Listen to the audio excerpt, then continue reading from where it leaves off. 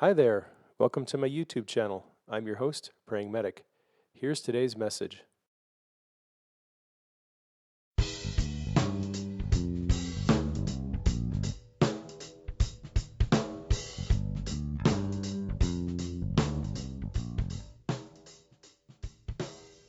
Hi, I'd like to welcome you to our show. I'm your host, Praying Medic. We're talking about life as a child of God and all things related to His kingdom. Thanks for joining us. If you're a new listener to the show, you can find articles and books and other resources on my website, www.prayingmedic.com. Now let's jump into this week's show.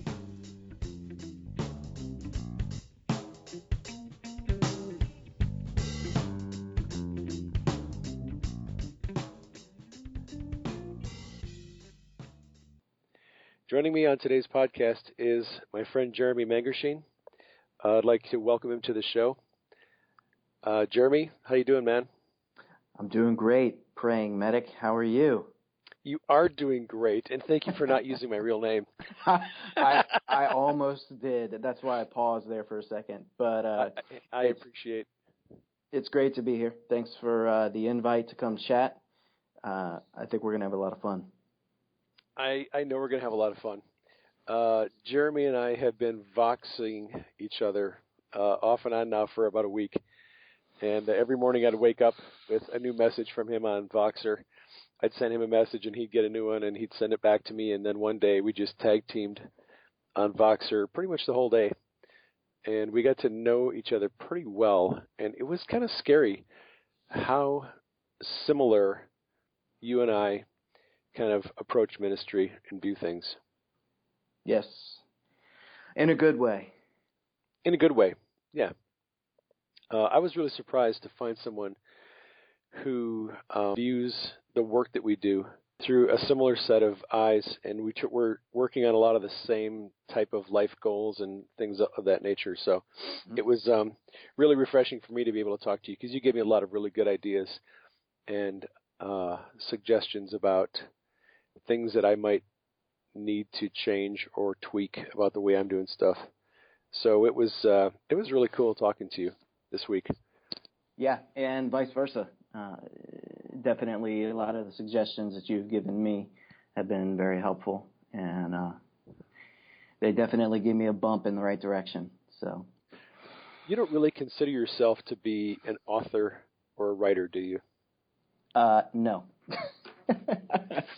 And that's kind of strange because I do consider you to be a writer and an author, but you don't. So how do you describe the things that you do?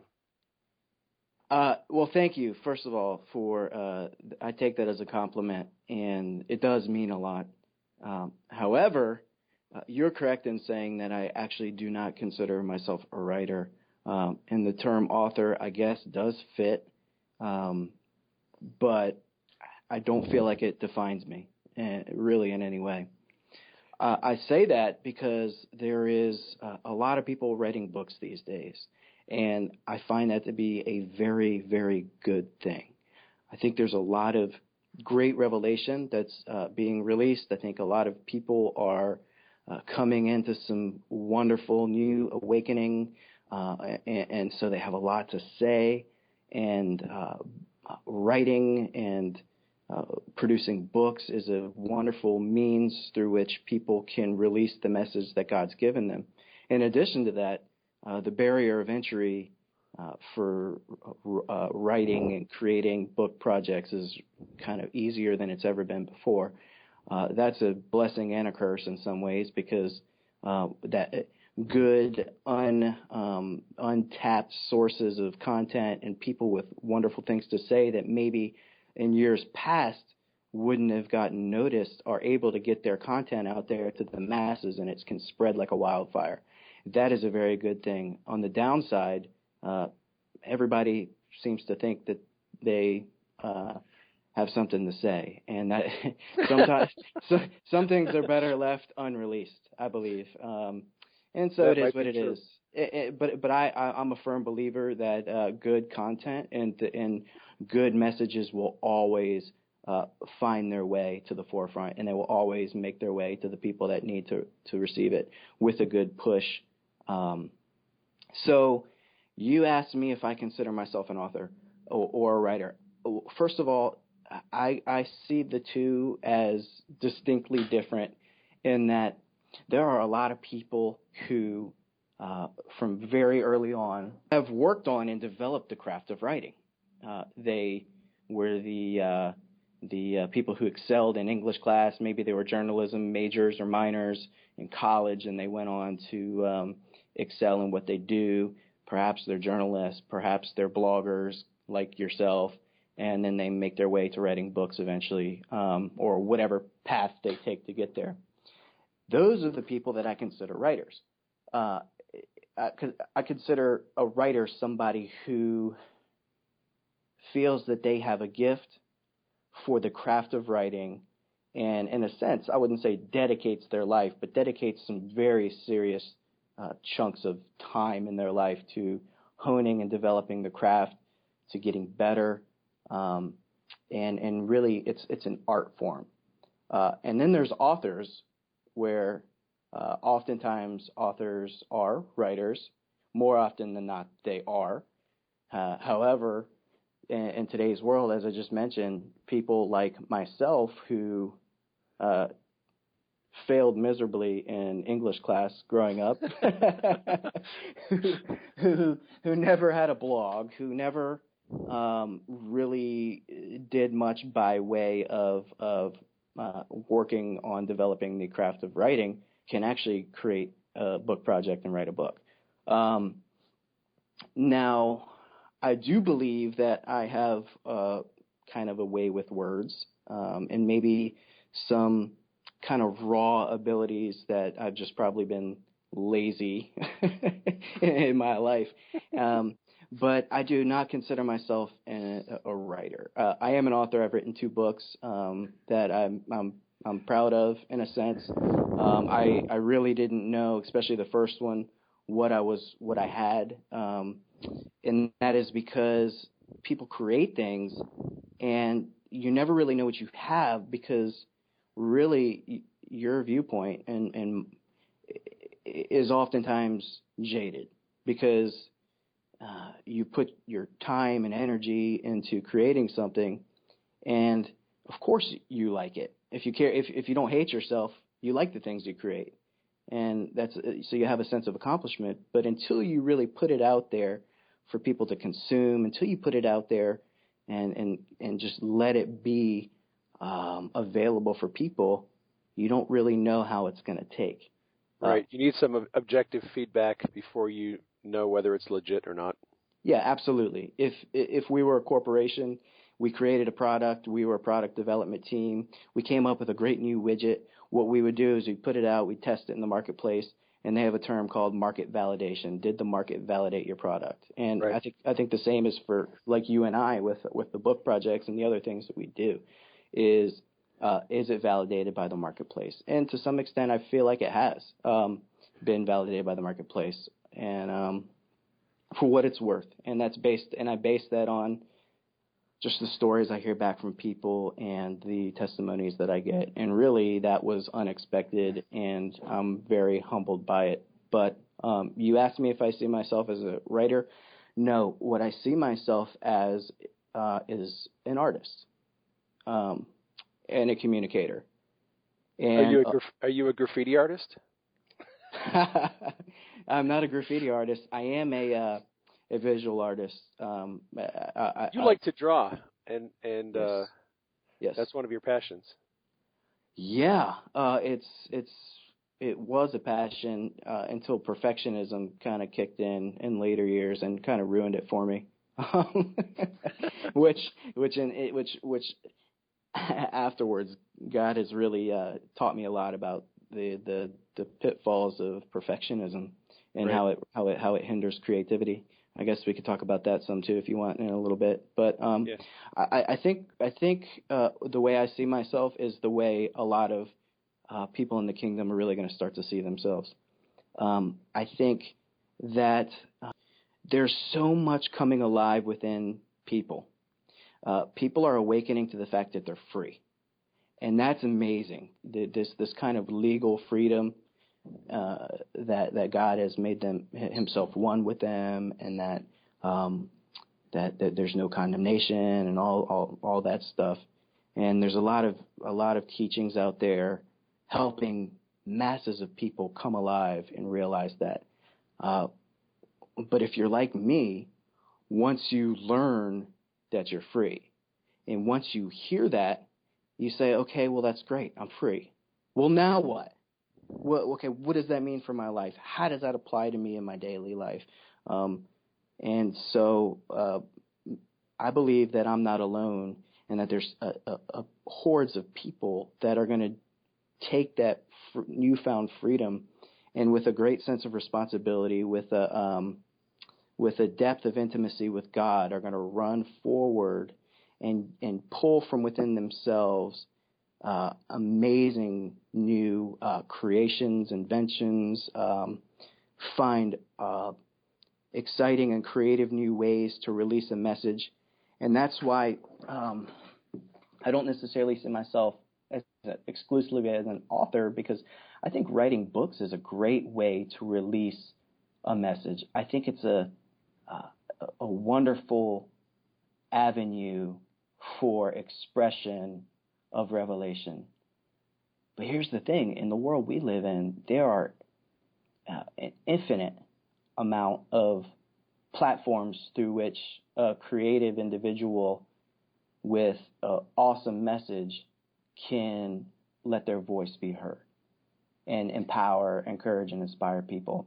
And that's kind of the quest I'm on, is exploring different ways to be able to be creative in order to reach people, to help them, because I love to connect with people in a relational way. And it's crazy that you can actually do that through things like books and other media projects. It's actually possible to connect with people on the internet. Yeah, it's interesting because I think now I finally understand what you and I were talking about this week is maybe I need to think bigger, because I do tend to see myself more as an author and as a writer. But so the reality is I'm now trying to be a podcaster, and that's a new venue of bringing a message to people. I'm also looking at doing some video instruction, and that's going to, unfortunately, because I like to do everything myself, I'm going to probably have to learn how to shoot video and how to edit video and all of those things.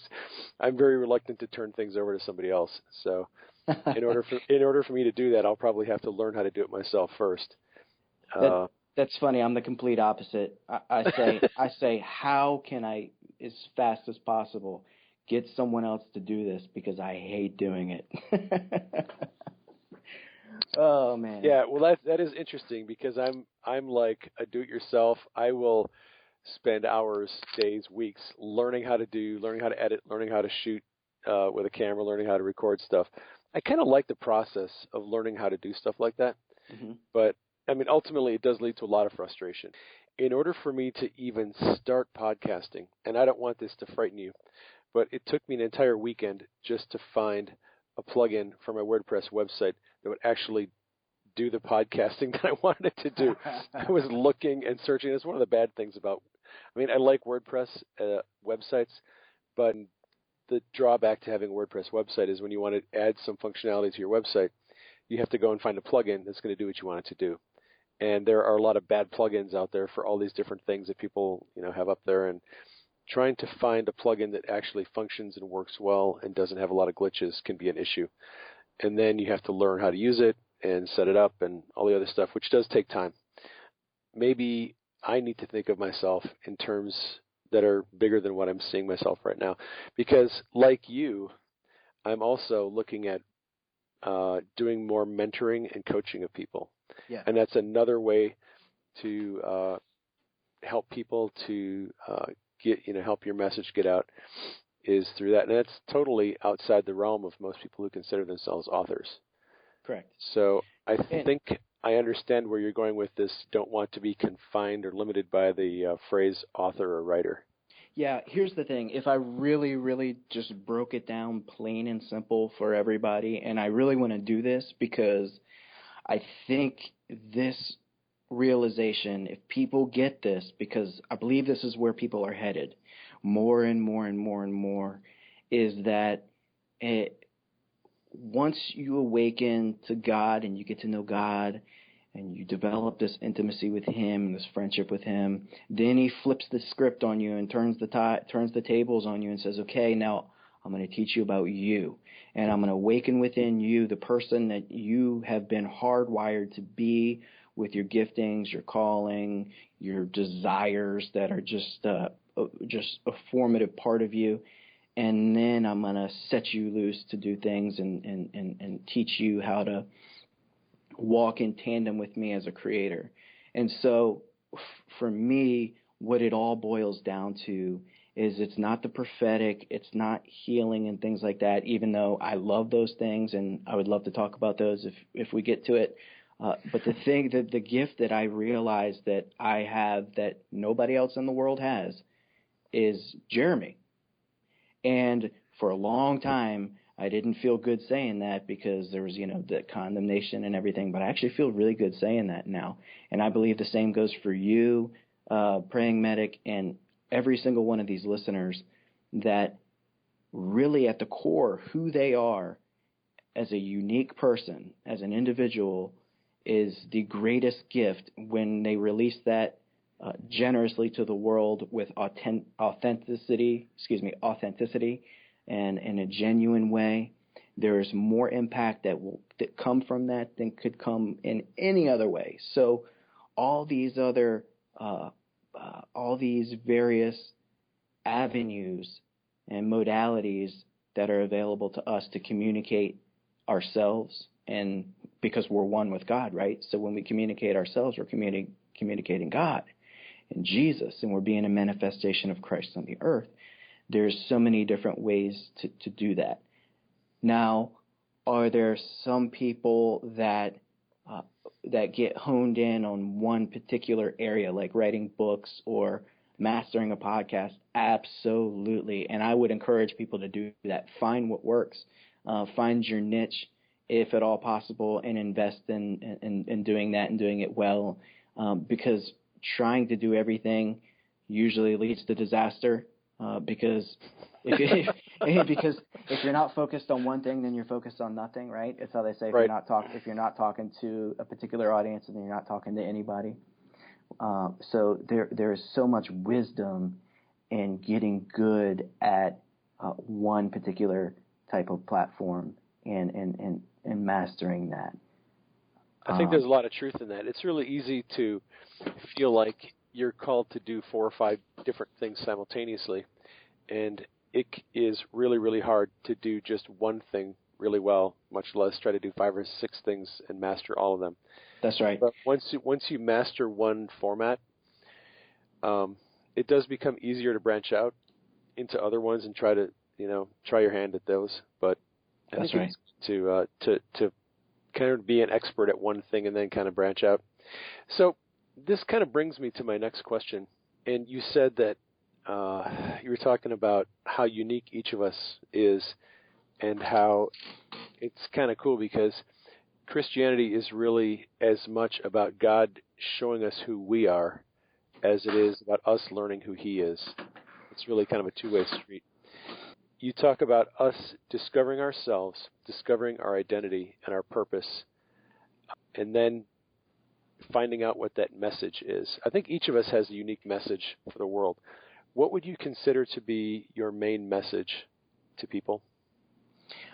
Yeah, I'm with you 100%. And I think it's really difficult for some folks in the church to really grasp the fact of how into us God is. Yeah. He's perfectly self-sufficient in and of himself. So He created us not for His own pleasure. He created us to pull us into His pleasure and to help each other communicate to one another what that reality really is and how great it is. And so He's hardwired us with these desires. And so for me, it didn't take very long to start operating in what I believe was kind of my core makeup, my core hardwiring. And I realized that when I first became awakened by the Holy Spirit, is that I had this longing to relationally connect with God. You see, I came up in a world where I wasn't aware that God was into that kind of friendship with us, that kind of extreme connectivity. I'm a dude. I'm very alpha male in a sense. I'm type A to the core, but on the flip side of that, I'm also a very relational man. I love to connect with people, and that is my core, my number one gift in the world is it's just the desire. I don't even see it as a gift. I love to make genuine connections with people. And God created me that way. And he created me that way also to be able to connect with him in that way. And so for me and him, that's my number one core desire is to relationally connect with God. And so you asked what my message was. My message essentially is, I consider it kind of three-part message, even though it's way deeper than that and it's more dynamic than that, because I see it's kind of like a funnel that people need to go through. Because if you jump to the end of the funnel and try to do what's on the end of the funnel without going to the beginning of the funnel, you can, and maybe there's no condemnation in it, but you're not going to develop and explode like you can, because you're gonna bang your head up against the wall more than is necessary. So first and foremost, I believe it's in our best interest and to extract the most joy and pleasure out of life and God. It's to be awakened by the Holy Spirit and understand him in his heart. And I just said for me that I'm a very relationally wired individual. Not everybody's like that. So I'm not foolish to think that everybody's walk with God, everybody's relationship with God has to look like mine. In fact, it shouldn't, because everyone's wired to almost connect with God in a unique way based on who he created them to be. But the purpose in that is pursuing relationally with God in the way that you were wired to. Okay, so for me, it's starting my day before any of the chaos of the world hits me and bombards me, before all the data from cell phones and computers and all that stuff starts jumbling my mind and creating a cyclone of confusion. It's sitting quietly, meditating, and talking to God and allowing him to kind of repurpose and realign my thinking and speak to me in clarity.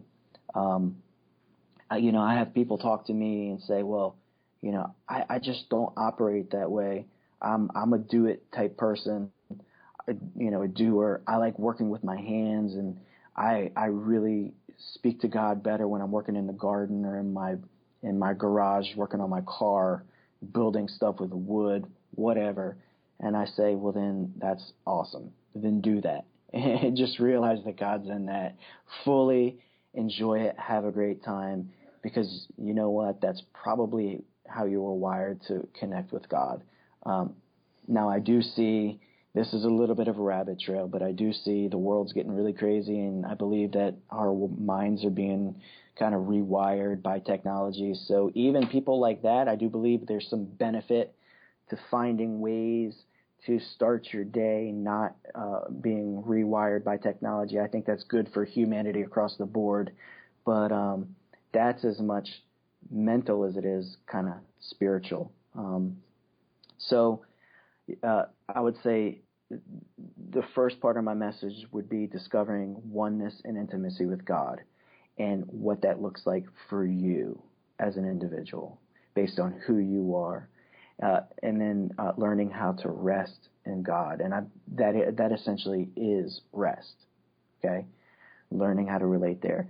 Because when you realize that, that's where all the gold is. That's where where you tap into the supernatural. That's where you draw from the power that's where you start to hear the voice of God. And for me, I started seeing visions that I didn't know people saw visions. And all of a sudden, I started seeing things before they happened, and God really blew my mind in a lot of ways. And did this come from finding that rest? That's correct. Okay. That's correct. Do you want me to tell you about that? Yeah. Okay. And then I'll try to get back on the back on the. That's course. right. I like rabbit trails. Okay. Cool. Yeah. Okay. So yeah, and I wrote about this in length in my book, The Quitter's Manual: Finding Rest in a World Gone Berserk. Because we're going to talk about that in a little bit. Yeah. No worries. Another accidental. Well, that wasn't necessarily accidental, but I had so many people asking me about rest, and really the answer to a lot of questions. People would ask me about hearing the voice of God. People would ask me about visions and other things. And I basically would say, hey, look, I hate to give you an overly simplified answer because I know that we humans want to make everything so complex and difficult. But the reality for me is that everything comes from rest. Everything comes from realizing what's already within us and silencing all the foolishness in order to be able to tap into the fullness of Christ within us. And this is how I learned it, because God came to me and basically audibly as I was driving across the Causeway Bridge on my way home from work one day, and basically said at the end of an encounter, he told me, Jeremy, you need to learn how to rest. It's imperative that you learn how to rest. And at the time, I had no idea what that was. I hadn't read that in Hebrews. I hadn't heard about rest. And so my response rest is a very it's kind of a mysterious subject for a lot of people, because even though they know that in their mind that religious practices and religious ideas and striving is not really the way to God, somehow people still end up doing that anyways. And rest really eludes a lot of people. It really does. And I help a lot of people realize rest. And part of the key to realizing rest, one of the keys is you cease striving. But it's funny how we can turn ceasing striving into striving. Yeah. because you tell yourself, okay, well, the major thing I'm working on this week is not striving. Exactly. It's like we just want to be on the hamster wheel so bad. But the reality is that it really is all finished, and we really are complete in Him. And it's just realizing how simple that is. But yeah. So when I asked him, I'm like, when he told me that in the car that day, I said, well, what do you mean, Lord? You mean like go on a vacation? Is that what you mean? Yes. And he said, I'll show you. And then he basically disappeared.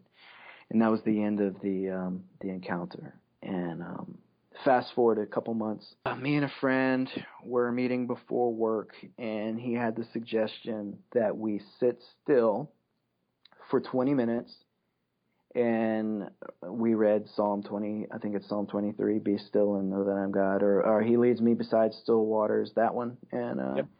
I mean, we just kind of read that just because, and sat there for 20 minutes, didn't pray, all right, didn't do any of that, just sat still and tried to focus on the fullness of God within us. And for me, that was torturous because I was addicted to chaos. I was addicted to noise. I was medicated for high blood pressure because of my inner craziness, essentially. And I hated silence. It freaked me out. I didn't really understand why. I wasn't even really aware that it freaked me out, but it did. And so 20 minutes seemed like an impossible task. So I'm sitting there in the first 10 minutes trying to be still and just pay attention to God. I realized how many things kind of were floating around in my subconscious mind. And you realize real quick how all over the place you are. So you need to email this person, you need to do this, you need to do that. Started just those kind of thoughts were flying through my head. And about 10 minutes in, I was getting so frustrated because I was almost starting to twitch. I said, Lord, I don't know what I'm doing. This sucks. Excuse my language, but I'm just gonna give up. I'm not even gonna try to rest. I'm just gonna sit here. I would please just take over and do this for me. And I just sat there. And over the next couple minutes, a cloud, my eyes were closed, a cloud I could see kind of like in the spirit from within me, a cloud started coming up from kind of my torso, kind of where, my stomach, and it was coming up, and it was coming up and up and up and up. And the cloud had substance to it. It was thick, and it was really, really heavy, but it had a very tangible joy to it. It had a presence, but it also came with a feeling of peace. So it was really scary because I didn't know what it was doing, but it felt good. So I was like, okay, please keep coming. So it got higher and higher and higher up towards my head. And as it got up towards my head, I asked God, I was like, Lord, are you going to kill me? And I was genuinely wondering whether I was going to die because it had so much presence to it. And I wondered if it was going to drown me or just kind of snuff me out somehow. And he didn't answer me. It just kept getting higher and higher and higher and higher until it came out of the top of my head. And when it came out of the top of my head, I was gone. I was overcome with a peace and an inner stillness that I had never experienced before in my life. And while he didn't kill me, it was the first time that I'd ever really realized that I was dead in Christ and that I was alive in Christ and that he was alive in me. And it was the first time that reality, that had ever really been a reality for me. And what I experienced that day was so profound and so impactful that I started doing that every day, every morning. I started just practicing that. And that, in those times in the morning, is when I started to hear the voice of God for the first time. It's where I started seeing visions. And since I was unfamiliar with all this, the Lord told me to begin to journal. And I said, why? I hate to journal. I absolutely hate it, and I don't even know how to do it. And he said, well, you're going to want to write these things down because you're not going to want to forget them. And so I did, and now I have a stack of 12 journals. The first one became a book. Well, really, the second one did too, essentially. But so rest is, to me, I tell it to people like this. It's when people ask me about power, about hearing the voice of God, about seeing visions and things like that, and then kind of ask for instruction, I pull a Mr. Miyagi on them. And here's what I mean by that. Because if you remember the movie Karate Kid, you remember Daniel was getting beat up and whatever. He moved into town and he was having trouble with the teenage punks picking on him. And so he goes to Mr. Miyagi because he wanted to learn how to fight and defend himself. And he finally was able to convince Mr. Miyagi, the old wise man who knew the ways of martial arts, and he convinced him to teach him how to fight. And so the first thing Mr. Miyagi did is he put Daniel-san to work. He renamed him Daniel-san. He put him to work. He put a paintbrush in his hand. He said, go paint my fence. And use these motions up and down. And then he put a sponge in his hand and he said, okay, go wax my car. He had a classic car. And he used these particular circular hand motions, wax on, wax off. Everybody knows wax on, wax off. And Daniel's son got frustrated because he's like, dude, what's the deal here? You're going to teach me how to fight. And what Mr. Miyagi was teaching him was he was teaching him how to work. So he thought. Until the very end of the movie when he's fighting his nemesis in the ring and he finally gets a chance at revenge and he gets beat down and he finally picks himself up off the mat and all of a sudden he remembers those movements that Mr. Miyagi taught him, wax on, wax off, and he utilizes those movements, defeats his foe, and is victorious. He gets the glory. He gets the girl. I think he gets the girl. So Mr. Miyagi tricked Daniel's son into learning how to fight by teaching him methods their teacher does. And so what he did is he took me through this training program of learning how to rest, because really that's where all the quote-unquote stuff is realized. So this morning, it won't be the morning that this podcast is broadcast, but today is February 25th. I posted a story on the website, which is a dream from Ken Nichols, where Jesus came to him in a dream. And Ken has been very interested in healing for many years. And so Jesus comes to him in a dream and is teaching him about healing. And he says, Ken, you're so tense. Why don't you relax a little bit? Because you really need to learn how to relax and have fun doing this. And so Jesus is basically instructing him on healing from this position in his mind of being relaxed and at ease and not so tense and not stressed out. And I think a lot of people, even myself, it's difficult for us to kind of just let go of all of our own, concerns and presuppositions and stuff, and get into that place where we really are kind of relaxing and resting. Yeah. No. But once you find that rest and you learn how to just be and let God do His stuff through you, as opposed to trying to work it up or whatever, it's so much better than any other way of trying to do these things. Yeah, it's kind of clearing the channel for release of everything. It essentially gets all of our foolishness out of the way. And hear me say that I think there's some people that are just naturally relaxed people by nature, and they're pretty chill. I'm chill, but I'm very intense at the same time. I'm often accused of being an intense person. So for anybody listening, you could say, well, Jeremy, this just comes natural to you. No, it really doesn't. This is supernatural. And if he can do it for me, he can do it for anybody. If I can learn to be chill and rest, then anybody can. That's kind of like my tagline, being a former atheist and having no history with God. I just tell people, look, if I can learn how to heal the sick, and if I can learn how to give a prophetic word, if I can learn how to see visions, anyone can. Because I was the least qualified candidate to do any of that stuff. Totally. But he really is good at teaching us how to do stuff. Now, I want to go back and talk a little bit about your books. So your first book, The Longest Bridge Across Water. I don't want to make your ego get all swollen or anything, but you know how I feel about that book. I absolutely love that book. I think it was just brilliant. It's actually one of the best books I think I've ever read, bar none.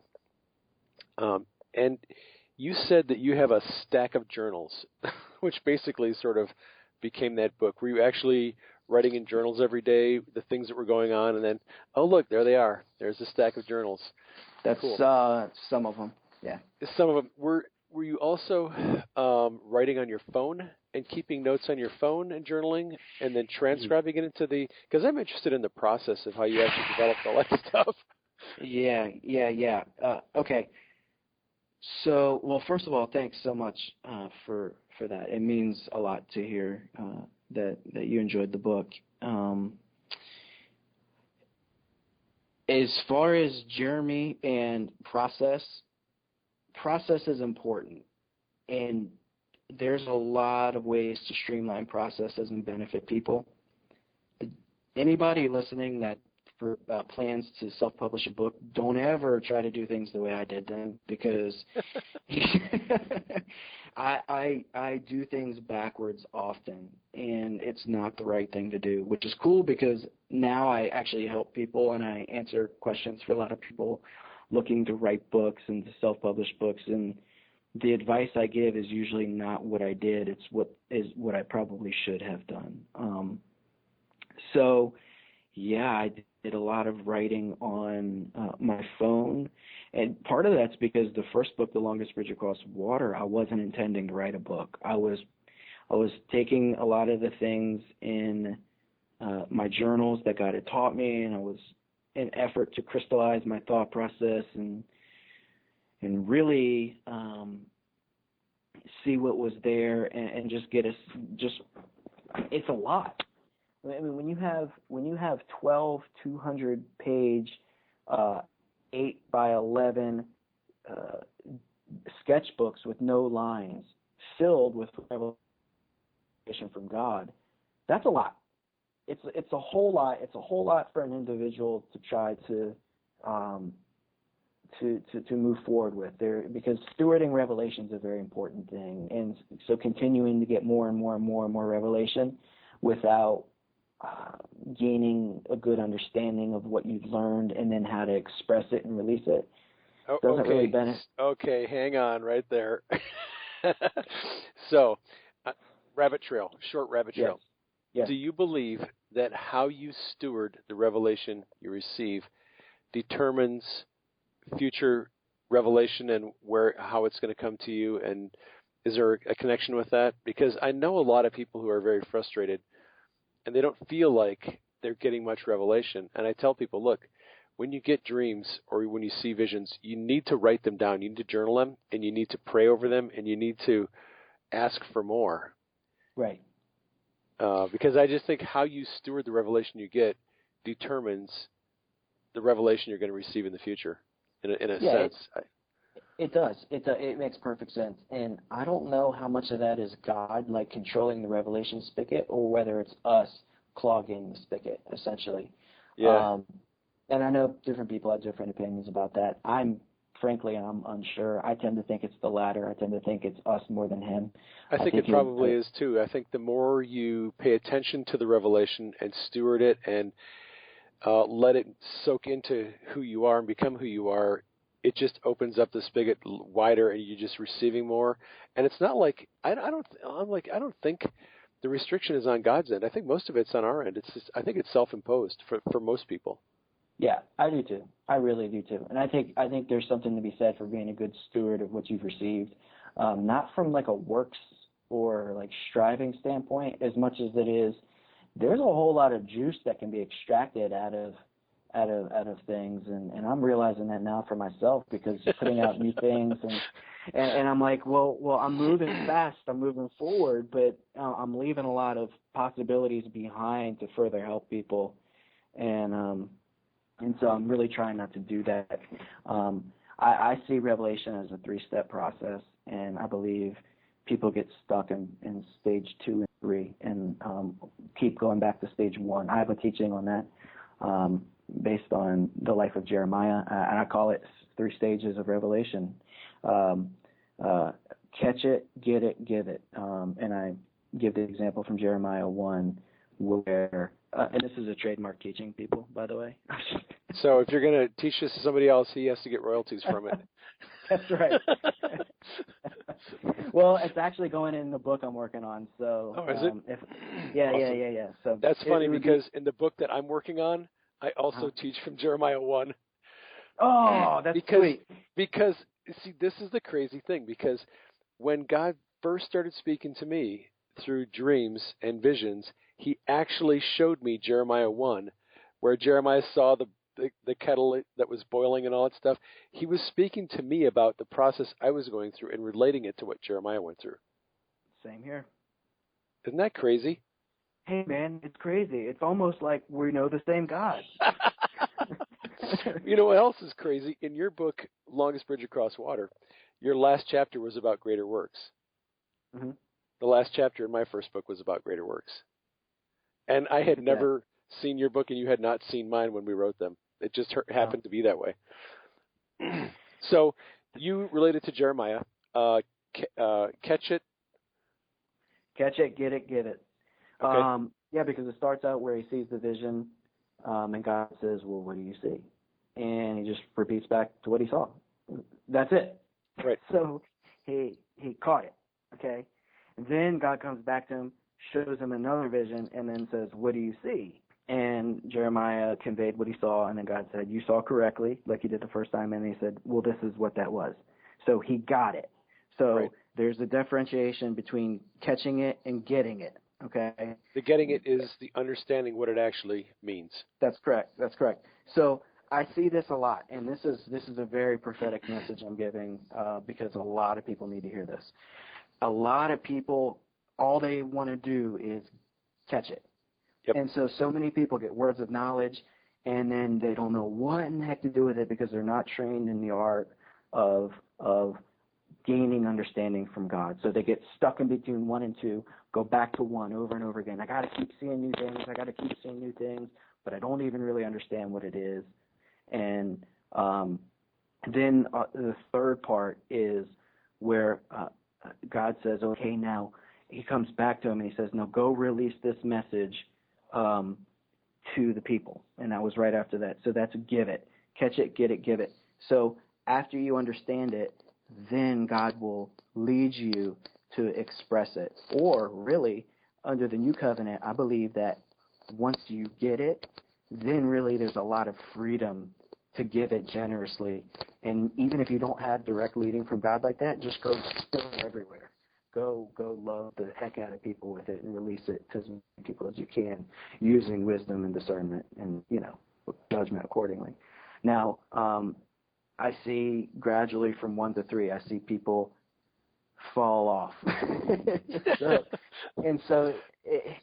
I think there's a lot of wisdom to be gained in the body. And I think I see another thing happen too, and this is also prophetically speaking, and I've got to be careful how I say this because I really have no interest in kind of condemning any people, and I don't mean it in this way at all, but I do mean it to help people.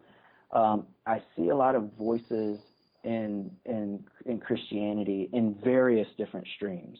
What they do is these people process revelation publicly. And what they do is they skip step 2 and they publicly release something that they haven't even really processed with God over time.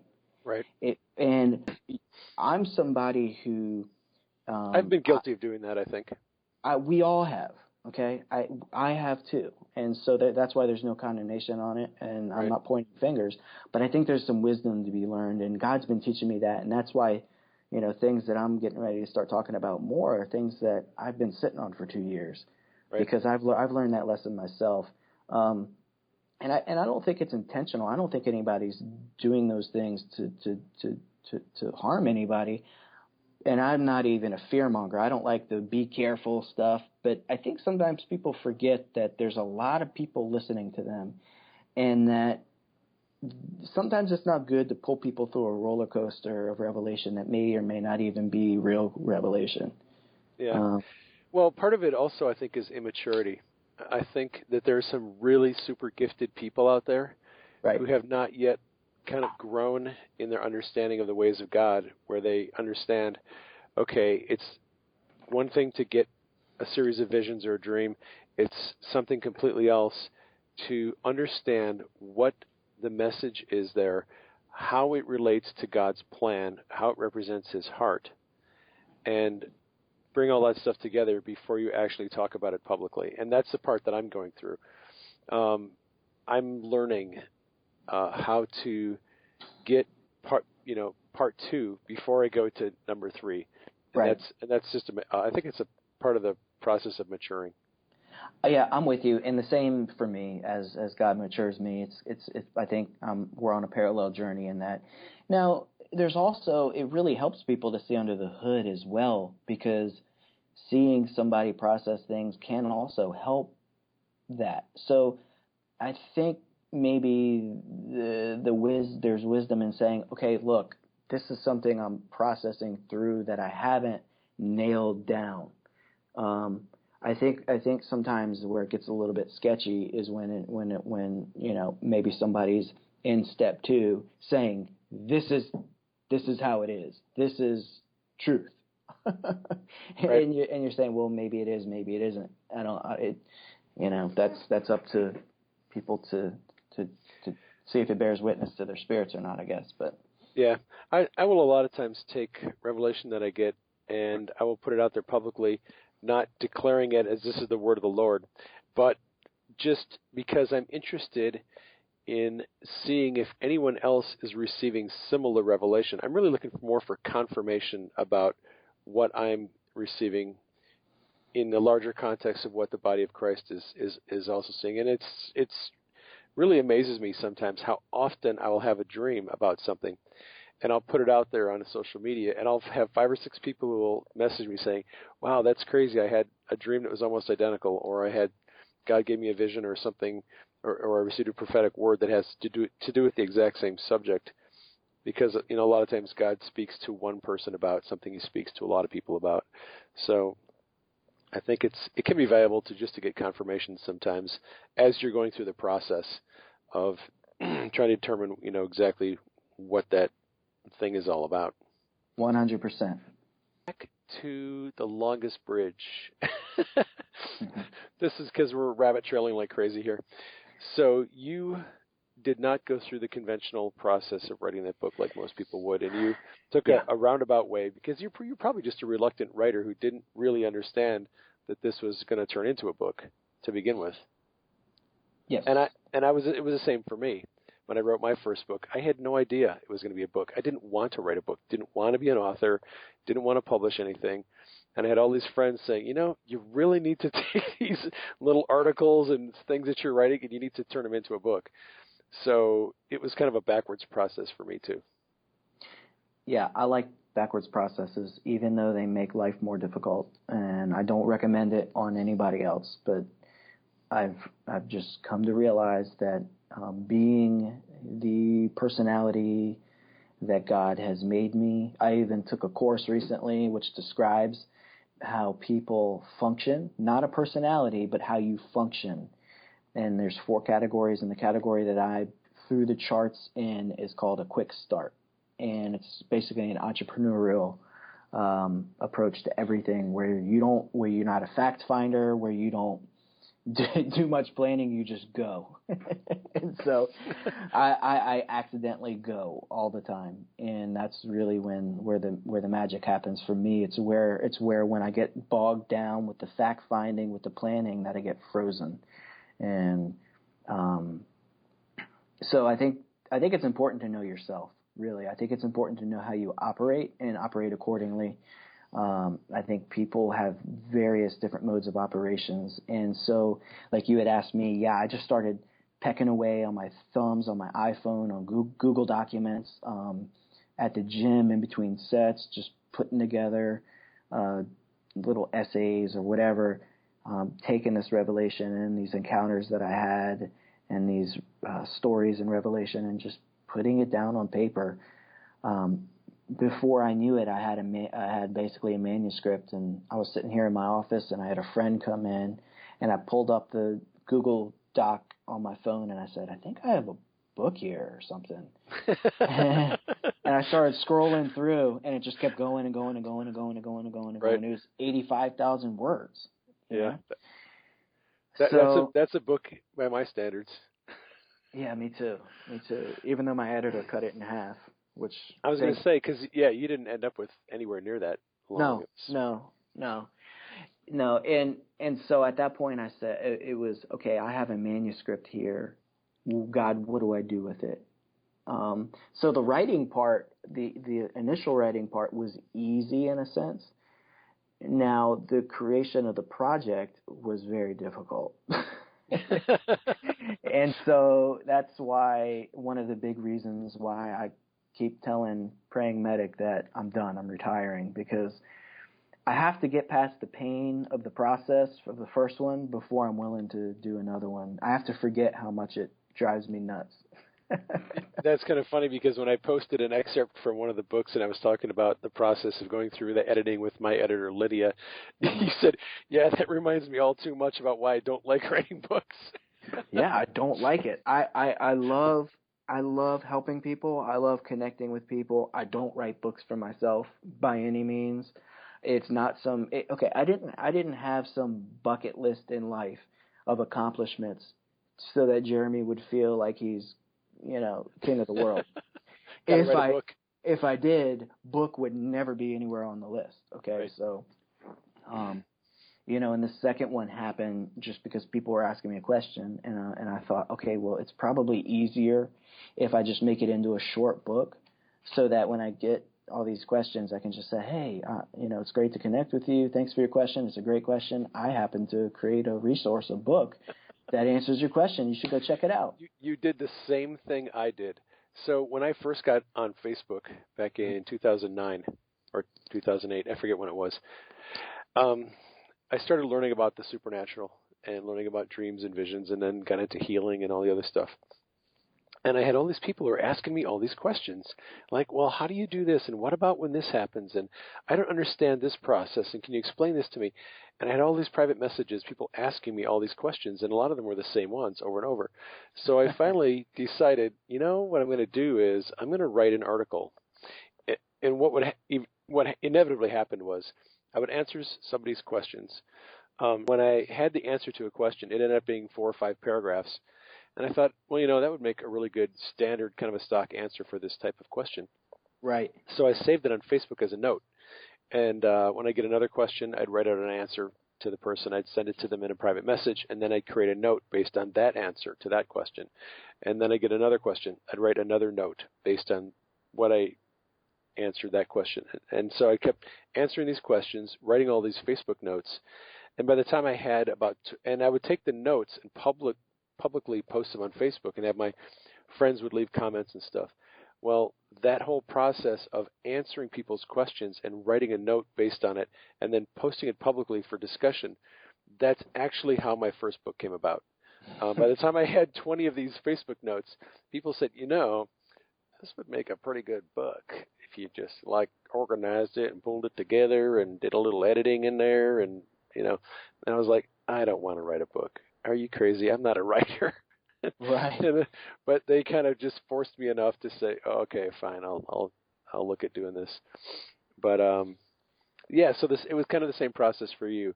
You basically said, look, you want to learn about rest and all this stuff here. All my ideas, just read this. And it's kind of cool because, it's just an interesting process about how things can happen sometimes. Yeah, it really, really is. And I envy you in the sense that the organization of content, that's really what a lot of it is. It's taking ideas that are either already written or in your heart or in your mind, and for lack of a better term, packaging them in ways that people can understand them. And for me, that's one of the most frustrating things in the world, because you don't even like the term packaging. No, I don't even like the word packaging. Yeah, exactly. But I'm a very, very abstract thinker, and not everybody appreciates that and thinks that way.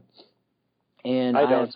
I tend to be pretty concrete in my thinking. Yeah, exactly. And so I have friends that tell me, The Longest Bridge Across Water, we loved it, it was great, but you need a guidebook, you need steps, a workbook, and I heard the same feedback from a publisher, which that's a whole other story.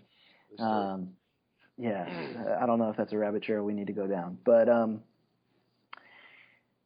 so that's another reason why I just have to be me. It's like I'm not ever going to try to be somebody I'm not. I'm not ever going to try to communicate in a way that's not natural to me. And so I think because of that, I think eventually, I never run out of content. That's something that I have. My wife's like, "Do you ever run out of stuff?" And I'm like, "No, never." It's just a never. That's a freaky reality, isn't it? Yeah, I always have something to say. And I know.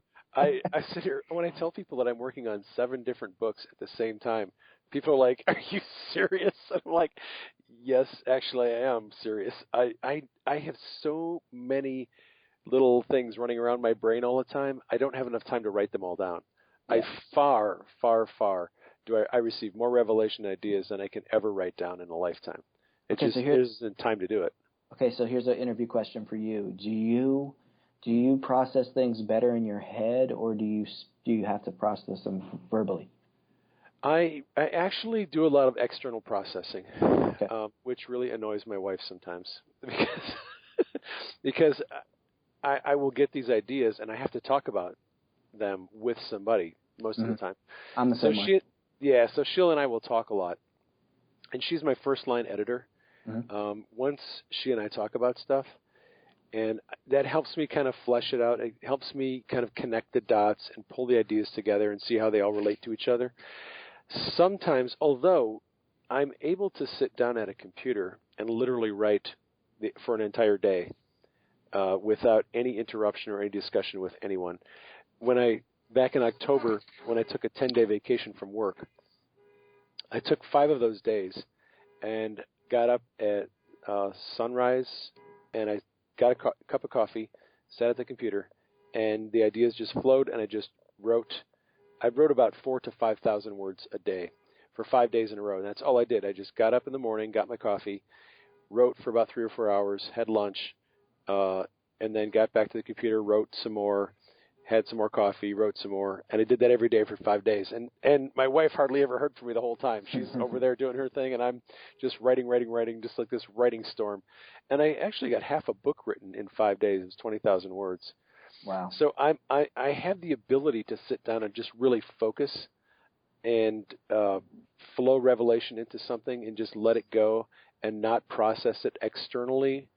I just let it. But then after you get it all written, then comes the processing, because after the rough ideas are down, then I have to go through and talk with somebody and go, okay, this needs to be edited, this needs to be changed, this isn't quite the way I wanted it to come out or whatever. So there's always some kind of an external processing in there somewhere. And I'm guessing you're the same way? About the external? Yeah. I am a extrovert through and through. Yeah, me too. So the thought of 8 hours of writing in a row, I'd rather slam my head through a wall. I enjoy working early in the morning or late at night, but because I get up early in the morning, I prefer to do early in the morning, because by nighttime I'm very tired.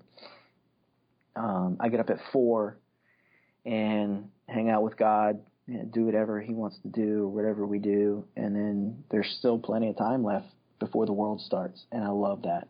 So I like to crank things out. Usually, the great thing about that is, for me, that's the best time to tap into the flow state that you talked about, because my mind hasn't been diluted by everyone else's thoughts and opinions. Right.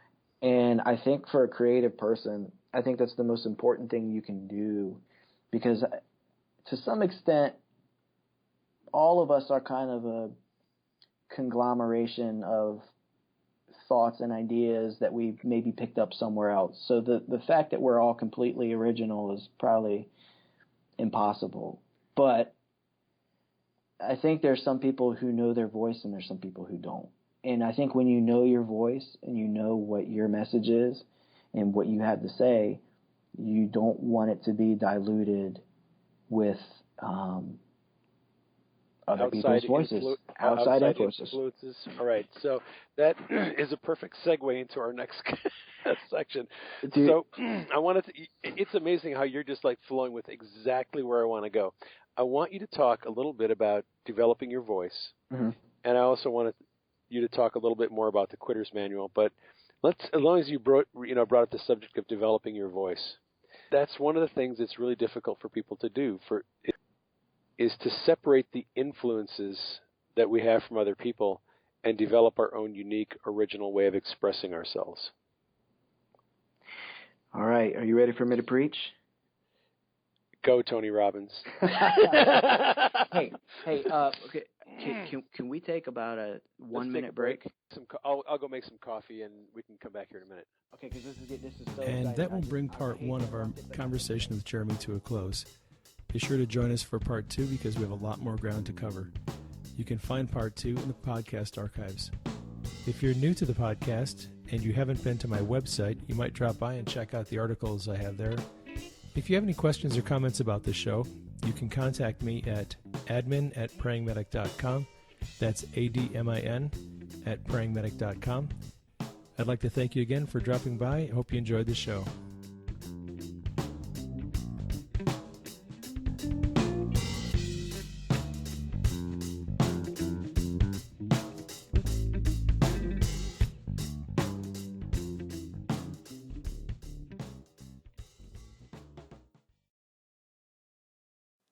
Thanks for dropping by. I hope you enjoyed today's message.